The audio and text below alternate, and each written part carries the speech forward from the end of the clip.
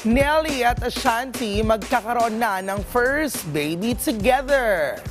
Ang nasabing balita tungkol sa pagbubuntis ni Ashanti ay ayon sa isang exclusive report ng US Weekly. Base sa kanilang source na nagsabing Nelly and Ashanti are expecting their first child together.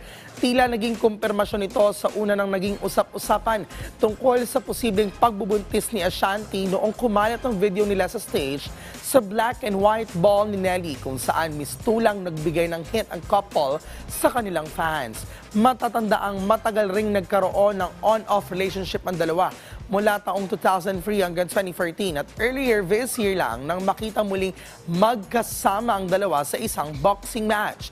Kinumpirma ni Nelly ang muling pag-usbong ng kanilang relasyon nito lamang Oktubre. Itong unang beses na magkakaanak si Ashanti, samantalang si Nelly naman ay may dalawang anak sa dating karelasyon ni si Shanetta Valentine.